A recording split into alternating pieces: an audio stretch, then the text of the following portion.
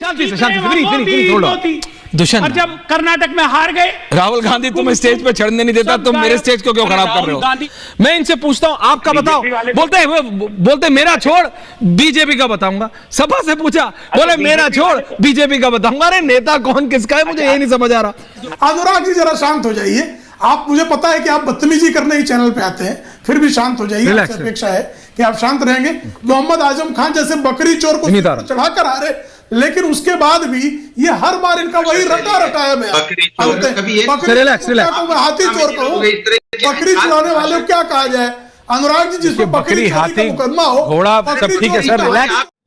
जय श्री राम दोस्तों, तो आ गया एक नई डिबेट लेके, और आज की डिबेट है आर भारत चैनल से, और डिबेट में भाग ले रहे हैं प्रेम शुक्ला बीजेपी से, अनुराग भदौरिया समाजवादी पार्टी से, कुलदीप सिंह आम आदमी पार्टी से, और राजनीतिक विशेषज्ञ हैं विनीत गोयनाका और हर्षवर्धन त्रिपाठी।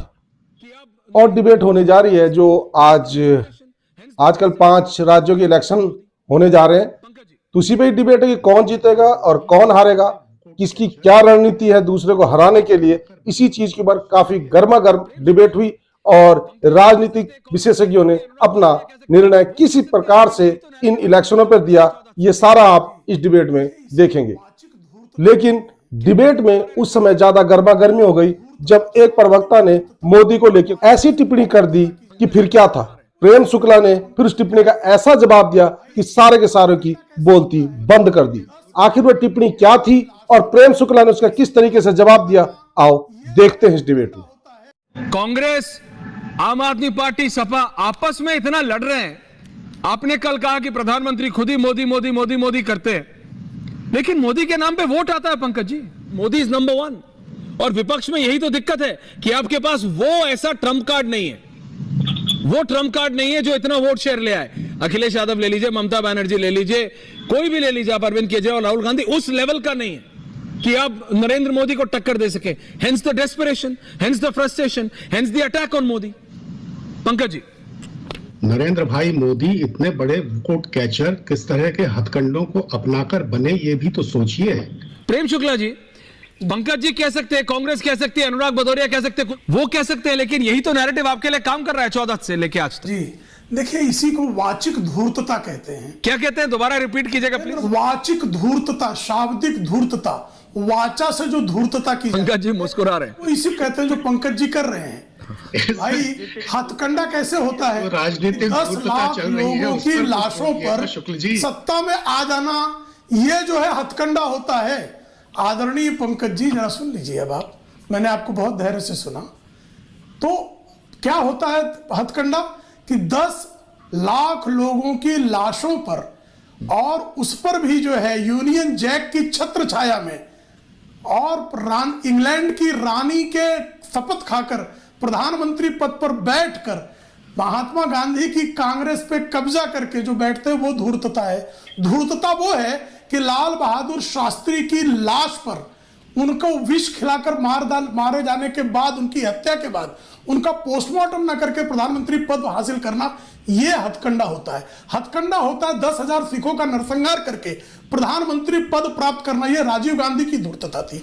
धूर्तता यह होती है कि आप स्वयं प्रधानमंत्री नहीं बन सकते, तो प्रधानमंत्री पद को जो है वो कठपुतली बनाकर सारे सत्ता का केंद्र 10 जनपद को बना देना, और डॉक्टर मनमोहन सिंह को सारी फाइलें 10 जनपद जाना, यह धूर्तता होती है। धूर्तता यह होती है कि राष्ट्रीय अध्यक्ष मल्लिकार्जुन खड़गे हैं, लेकिन एक उद्दंड लौंडा, उसको जो है उसके सामने उनकी बैठने की हिम्मत नहीं पड़े। इसको राजनीतिक धूर्तता कहते हैं, इसको पाखंड कहते हैं, इसको हथकंडा कहते हैं। जो जनता के बीच जाकर जनसेवक बनकर जनादेश प्राप्त करे, वो लोकतांत्रिक संवैधानिक प्रक्रिया का स्वर्ण काल लाता है। इसीलिए गरीबी हटाओ का जुमला बोलकर नेहरू जी ने सत्ता का उपभोग किया, गरीबी हटाओ का जुमला बोलकर इंदिरा गांधी ने सत्ता का उपभोग किया, गरीबी हटाओ का नारा देकर राजीव गांधी ने सत्ता का उपभोग किया, गरीबी हटाओ का नारा देकर सोनिया गांधी ने सत्ता का उपभोग किया। गरीबी हटी, गांधी परिवार की गरीबी हटी, और उस गरीबी इतनी हटी कि श्रीमती सोनिया माइनो, वो जो है दुनिया की सबसे अमीर महिलाओं की सूची में शामिल हो गई। ये कहते हैं इसको राजनीतिक हथकंडा। निर्मल ग्राम योजना कांग्रेस के जमाने में चलती थी, कितने शौचालय बने? सब मिलकर जितने कांग्रेस के सलाहकार हैं, जरा आंकड़ा ढूंढ कर दिखा दीजिए।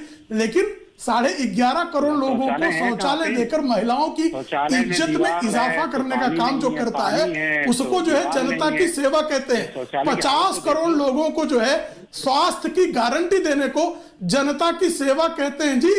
और 4 करोड़ लोगों को मुफ्त का मकान देना, इसको जनता की सेवा कहते हैं। महल अटारी बनाना, जमीनों पर कब्जा करना और अमेठी जैसी जगह पर भी राजीव गांधी फाउंडेशन के नाम पे जमीन कब्जा करना, चीन से चंदा लेना, इसको हथकंडा कहते हैं। और 400 की बेल अनुराग जी रुकिए, आ रहा हूं। अध्यक्ष पद पर काबिज रहना, इसको हथकंडा कहते हैं। पंकज जी आपका मैंने बुर्का टराटर फाड़ा है, अब आप जो है विद्रूप चेहरा लेकर। Okay Kuldeep ji, relax relax relax relax. Okay relax relax relax please, शांति से शांति। दुष्यंत, और जब कर्नाटक में हार गए, राहुल गांधी तुम्हें स्टेज पे चढ़ने नहीं देता, तुम मेरे स्टेज को क्यों खराब कर रहे हो? नहीं रख रही है। और मुझे लगता है कि ये 3 राज्यों में अगर भारतीय जनता पार्टी चुनाव जीतती है तो उसके लिए बहुत बड़ा बूस्टर होगा, क्योंकि कांग्रेस तो 2018 में इन तीनों राज्यों में चुनाव जीत चुकी थी। तो बड़ी चुनौती कांग्रेस के लिए है, भारतीय जनता पार्टी के लिए कम बड़ी चुनौती। पंकज जी उसके बाद आ रहा हूं। प्रेम शुक्ला जी, अनुराग जी। मैं हर्षवर्धन जी की इस बात से सहमत हूं कि ये जो चुनाव है विधानसभा के, खासकर मध्य प्रदेश, राजस्थान और छत्तीसगढ़ में, ये कांग्रेस के लिए बड़ी चुनौती है, भारतीय जनता पार्टी के लिए कम बड़ी चुनौती है। ओके अनुराग भदौरिया जी, विनीत आ रहा हूं जी। देखिए अनुराग जी, देखिए प्रेम जी आ रहा हूं। देखिए एक बात तो देखिए, आपने देखा कि हर्षवर्धन जी ने बिल्कुल सही कही। क्या कह दिया ऐसा? कि भैया देखो, विपक्ष के लोग तो लड़ रहे हैं, लेकिन सत्ता पक्ष जो वहां पे वो लड़ी नहीं रही है। बीजेपी को तो वोट मिलना नहीं है, तो बीजेपी की तो बात ही खत्म हो गई। भाई जनता विपक्ष में, भाई समाजवादी लड़ रही है तो समाजवादी जीतेगी, जहां समाजवादी नहीं लड़ रही है वहां दूसरे दल जीतेंगे, लेकिन बीजेपी तो नहीं जीत रही ना, क्योंकि जनता को तो बीजेपी को वोट देना नहीं है।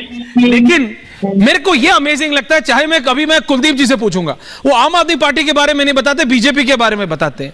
मैं अनुराग भदौरिया से पूछूंगा समाजवादी पार्टी का, वो अपना नहीं बताते, बीजेपी का बताते।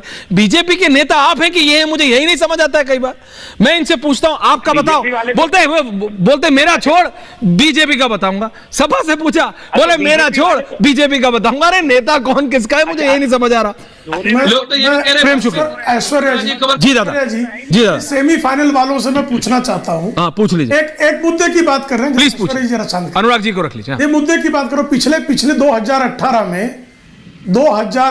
में 5 राज्यों के चुनाव में इसी तरह से राजस्थान में कांग्रेस जीती थी, मध्य प्रदेश में कांग्रेस जीती थी, छत्तीसगढ़ में कांग्रेस जीती थी, मिजोरम में जो है मिजो नेशनल पार्टी जीती थी, और तेलंगाना में बीआरएस, तब टीआरएस ही जीती थी, भाजपा कहीं नहीं जीती थी। मध्य प्रदेश में भाजपा 29 में से 28 सीटें जीत गई।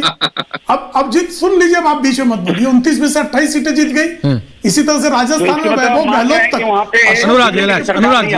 अनुराग जी जरा शांत हो जाइए। आप, मुझे पता है कि आप बदतमीजी करने ही चैनल पे आते हैं, फिर भी शांत हो जाइए। अपेक्षा है कि आप शांत रहेंगे, क्योंकि अभद्र भाषा का प्रयोग करना ठीक नहीं है। आपकी जानकारी के लिए 2014 से अनुराग जी चैनल में बैठते हैं, जब से नरेंद्र मोदी जी का राष्ट्रीय राजनीति में उनका उदय हुआ है। प्लीज सर एक करके प्लीज। स्थिति ये है, एंडिंग कमेंट्स के लिए आ रहा हूं। अखिलेश यादव कौन सा चुनाव जीते मुझे बताइए।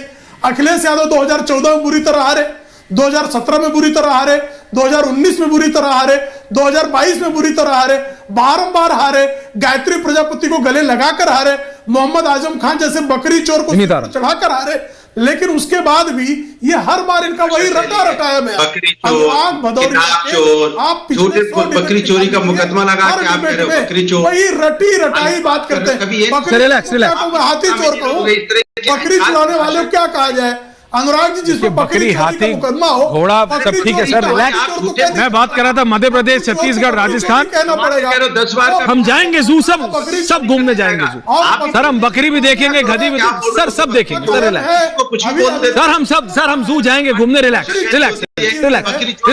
सर, आप सब वरिष्ठ लोग हैं सर, हम सब बचपन में जू गए हैं सर। रिलैक्स, सबको पता है सर, बकरी हाथी का फर्क सबको पता है sir. Please relax, please relax. ये डिबेट डिरेल हो जाएगी। Last 6 minute I'm going for ending comments. Vineet Goenka, Dushyant Nagar, ending comments एक करके। Thank you very much. Kuldeep ji आ रहा हूं। कुलदीप जी अरे भाई, सर बकरी हाथी का फर्क पता है सबको, सर जनता को भी। हाँ ऐश्वर्या जी, नए नए रिश्ते में नई नई सी महक है इनकी। ये आप कहां से लिख के लाते हो? लेकिन ये जो केजरीवाल कागजी और अखिलेश जी जो 2 बार हराया आपको दिल्ली में, आप कह रहे हो कागजी 3 बार कागजी है, कहीं साइन करते हैं, कहीं साइन करते देखिए। पर जनता तो उनको दिल्ली में वोट करती है। सिसोदिया जी जेल में भाई, लेकिन जनता तो उनके लिए वोट कर देती है ना। दिल्ली के विधानसभा में आपका दिल्ली यूनिट फेल हो जाता है, क्योंकि क्या होता है कोई दुष्यंत नगर एंडिंग कॉमेंट्स, लोग हैं यहाँ पे। दुष्यंत नगर एंडिंग कॉमेंट्स कितने स्टेट जीत रही है कांग्रेस? जिस दारू 5 जीत रही है। क्या बात कर रही है? जिस दारू की बात कर रहे हैं। अरे यार, आपको अभी आप प्रो आम आदमी पार्टी, अभी तक तो कांग्रेस नहीं, मैं ईमानदारी की नेता बात कौन है? राहुल गांधी की केजरीवाल आपका? राहुल गांधी। हाँ, तो फिर राहुल गांधी की बात। लेकिन कुलदीप कुमार जी एंडिंग कॉमेंट, सबके पास आ रहा हूँ। Kuldeep Kumar ji ending comment. आम आदमी पार्टी मध्य प्रदेश, छत्तीसगढ़ और राजस्थान मजबूती के साथ लड़ रही है। और यहाँ बकरी चोरी का झूठा मुकदमा फिर बकरी हाथी, आप आगे लिख लो। पूरा देश देखे बैठे हो। बकरी चोर को क्या कहें? बकरी चोर है कि आजम खान? बकरी हाथी नल सब हो गया। अभी आगे रिलैक्स। रेलवे किसने बेची है? भदौरिया जी ड्यूटी लेके गए थे अखिलेश जी। एयरलाइन किसने बेची है? मेरे को अभी जू की क्लास नहीं चाहिए यार, अभी प्लीज समझो आप। हमें बताएंगे। Okay Harshvardhan ji 30 second please, thank you. Okay Harshvardhan ji please, Anurag ji आप ऐसा मत कीजिए। हाँ हर्षवर्धन जी 30 सेकंड। देखिए ऐश्वर्या जी, मुझे लगता है कि इसको सेमीफाइनल कहें या ना कहें, लेकिन ये जरूर है कि विधानसभा चुनाव से देश की राजनीति में जो मोमेंटम है वो क्रिएट हुआ। अगर कांग्रेस पार्टी ये तीनों राज्य जीतती है तो उसके लिए बहुत मुश्किल होने वाली है। परसेप्शन बैटल में वो बुरी तरह से हार जाएगी और ये होता हुआ नहीं। ओके, प्रेम शुक्ला जी, भाई पंकज जी के पास नहीं गया हूं, ले आइए please. Prem Shukla ji ending comments 30 seconds. नहीं जी, भारतीय जनता पार्टी आदरणीय नरेंद्र मोदी जी के नेतृत्व में 5 राज्यों में से 3 राज्य तो स्पष्ट तौर पर जीतेगी। मिजोरम में हमारी सीटों की संख्या बढ़ेगी, तेलंगाना में हमारी सीटों की संख्या बढ़ेगी और 3 राज्य हम निश्चित जीतेंगे। और लोकसभा चुनाव में 2024 में हम 2019 की तुलना में ज्यादा सीटें जीतेंगे और उसके बाद राहुल गांधी नानी के घर निश्चित तौर पर भाग जाएंगे। नानी के घर समझिए सर, हम सब स्कूल में जाते थे सर, छुट्टियों पे करेंगे। 2024 हारने के बाद ननिहाल के अलावा उनको कहीं खुशहाली नहीं मिलेगी। Point taken. देखिए बहस जारी है और ये बहस अगले कुछ दिनों में और ज्यादा एग्रेसिव होने जा रही है। हर्षवर्धन जी बहुत बहुत धन्यवाद आप सबका, बहुत बहुत धन्यवाद। Kuldeep ji, Anurag ji and Vineet Goenka, Dushyant Nagar, thank you very much, धन्यवाद प्रेम जी। तो देखिए आपने डिबेट, क्या गर्मा गर्म डिबेट थी और किस तरीके से सारे लोग अपने अपनी जीत का दावा कर रहे थे। कुछ अपना वोट परसेंटेज बनाने के लिए कह रहे थे, जैसे आम आदमी पार्टी के प्रवक्ता कह रहे थे कि हमारी वहां उन स्टेटों में प्रेजेंस ना हो, लेकिन इस बारी आम आदमी की भी धमक देखी जाएगी। वहीं समाजवादी पार्टी अपनी जीत का पूरा दावा कर रही थी और बीजेपी की हार का। आई होप कि आपको वीडियो पसंद आएगी। वीडियो पसंद आए तो लाइक कीजिए, शेयर कीजिए, अगर चैनल पर नहीं है तो सब्सक्राइब कीजिए। मिलता हूं फिर किसी नई डिबेट के साथ, तब तक जय श्री राम।